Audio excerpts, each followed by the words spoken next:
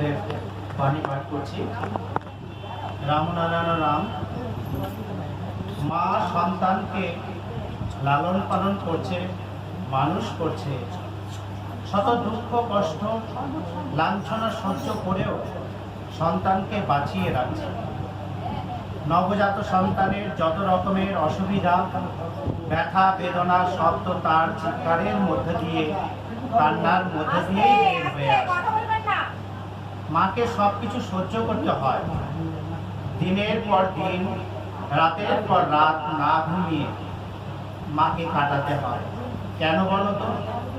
শিশুটি যাতে সুস্থ থাকে, তার জন্যই তো।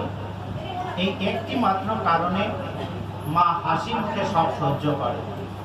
শুধু তাই নয়, শিশুটির কান্নায় যাতে অন্যের অসুবিধা না হয় সেদিকেও মা ভাবে, লক্ষ্য রাখে।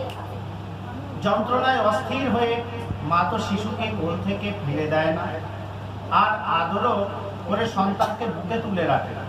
তোমাদের যে বিরাট উদ্দেশ্য আদিবেদ প্রচার, সেই উদ্দেশ্য সাধন কল্পে তোমাদের মায়ের মতো সর্বংসহা হয়ে নীরবে সব সহ্য করতে হবে।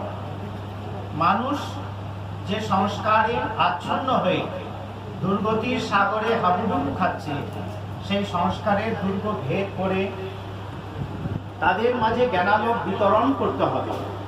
আদিবেদের সুর ও সারায় সংস্কার মুক্ত হয়ে তবেই তো তারা মুক্ত মনে, মুক্ত আকাশে ব্যাপকতার মাঝে বিচরণ করতে পারবে। তাই তোমাদের সংস্কারচ্ছন্ন মানুষকে সংস্কার মুক্ত করে মুক্ত পথে আনতে হবে। মানুষের মাঝে মানবতা বোধ, দেশাত্মবোধ জাগাতে হবে। রাম নারায়ণ।